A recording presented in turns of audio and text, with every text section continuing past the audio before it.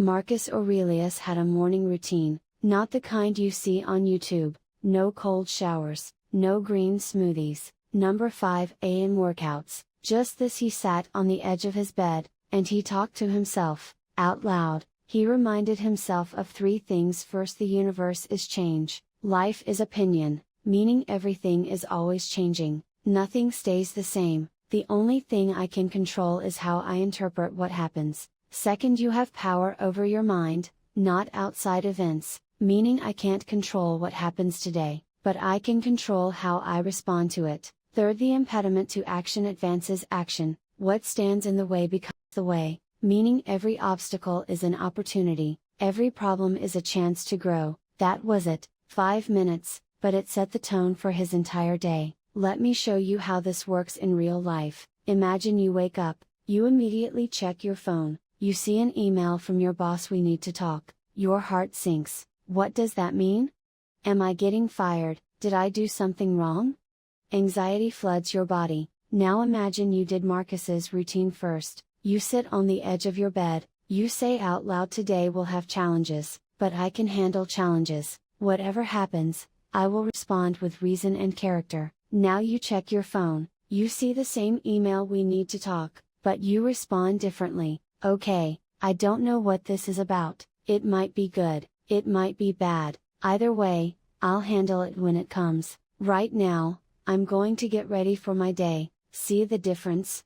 Same situation, different response, because you prepared your mind first. This is what Marcus did, every single morning, for 19 years as emperor, through wars, plagues, betrayals, deaths, and he survived. Not just survived, he became one of the greatest leaders in history, because of this simple practice. Let me show you something. This is what happens in your brain when you get anxious. Step 1, a trigger. Example, your partner doesn't text you back. Step 2, a thought. Example, they're mad at me. Step 3, an emotion. Example, anxiety. Step 4, a behavior. Example, you send 5 more texts. Step 5, a worse outcome. Example, they get annoyed that you sent 5 texts. Step 6, more anxiety. Example, now they're really mad. This is the anxiety spiral. One anxious thought leads to anxious behavior, which leads to a bad outcome, which leads to more anxiety, and it keeps going, round and round,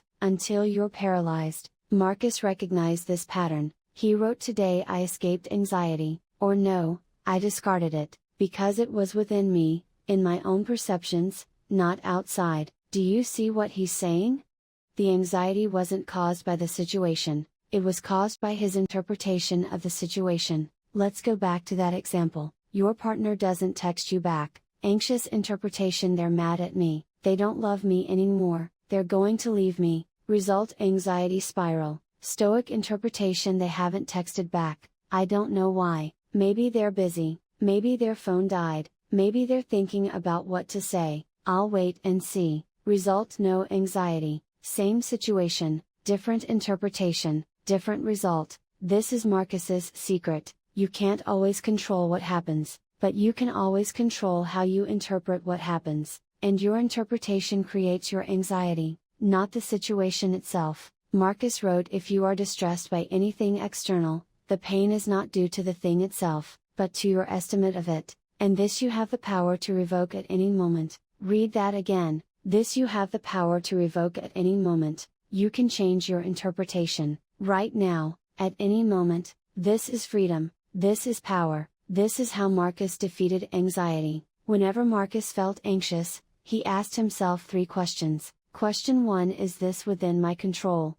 If yes, do something about it. If no, let it go. That's it. Simple, but not easy. Let's practice. You're worried about money. Is money within your control?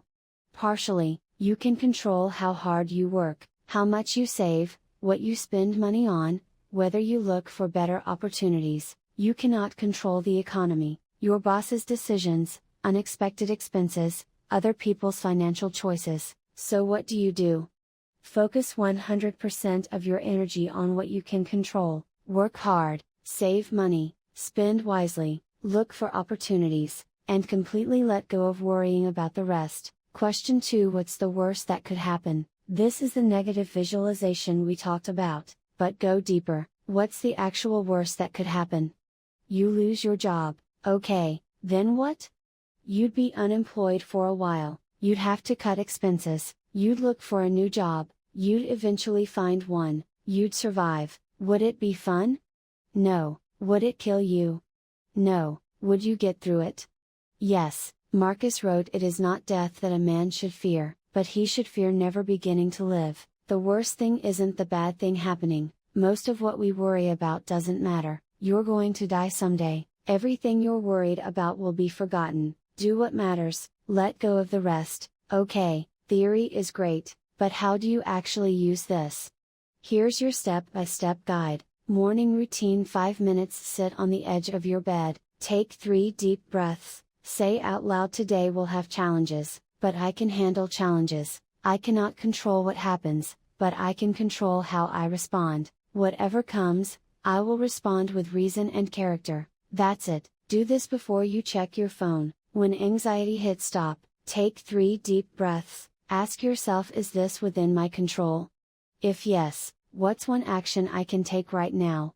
If no, let it go. Say out loud, "This is not within my control." Then redirect your attention to something you can control. Evening routine: 5 minutes before bed, write down 3 things. 1 thing that went well today, gratitude 1 thing that was difficult today, acknowledgement 1 thing you learned today, growth. That's it. No complex system, no expensive app, just these 3 practices: morning preparation, midday intervention, evening reflection. Do this for 30 days, watch what happens. Marcus Aurelius didn't write meditations in a palace, he wrote it in a tent, on the battlefield, while leading armies, while plague raged, while his children died, while the empire crumbled. He didn't have the luxury of perfect conditions, he had to practice this philosophy in the worst possible circumstances, and it worked. That's the real test. Can you use these principles when things are actually falling apart? Not when you're on vacation,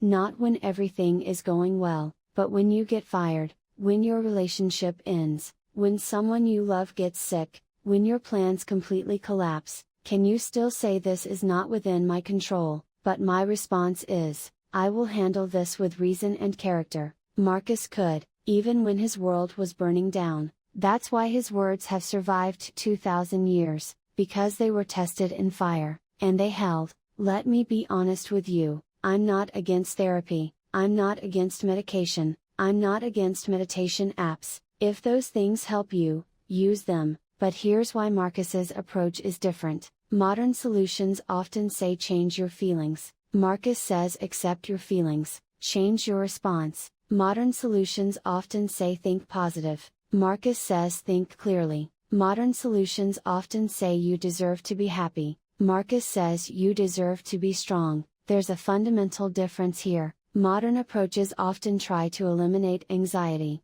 Marcus's approach accepts that anxiety is part of life. You're a human being, you're going to feel anxious sometimes, that's normal, that's not a problem to fix. The problem is how you respond to anxiety. Do you let it control you, or do you observe it, acknowledge it, and choose your response? Marcus chose his response, every day, for 19 years, and he became one of the most respected leaders in history, not because he was never anxious, but because he didn't let anxiety control him. Here's something interesting: when Marcus started practicing these principles, something unexpected happened. He became more productive, not less. You'd think that letting go of things outside your control would make you passive, but the opposite happened. Because Marcus stopped wasting energy on things he couldn't change, he had more energy for things he could change. He stopped worrying about what people thought of him, so he made better decisions. He stopped catastrophizing about the future, so he focused on the present. He stopped trying to control everything, so he actually controlled what mattered. This is the paradox: when you try to control everything, you control nothing. When you only try to control what you can, you control everything that matters. Modern productivity advice tells you to do more. Marcus tells you to do less, but better. Focus on what's essential, let go of everything else. That's what Marcus is telling you to do, not tomorrow, today. Marcus was obsessed with death, not in a morbid way, in a clarifying way. He wrote, "You could leave life right now, Let that determine what you do and say and think. He also wrote, think of the life you have lived until now, as over and, as a dead man, see what's left as a bonus. Why was he so focused on death? Because it gave him perspective. Let me give you some perspective. If you're 30 years old, you have about 2,500 weeks left. If you're 40, you have about 2,000 weeks left. If you're 50, you have about 1,500 weeks left. That's not a lot. Start using it on being present, doing meaningful work, building real relationships, growing as a person, enjoying what you have right now. Marcus made this choice every day. You can make it today.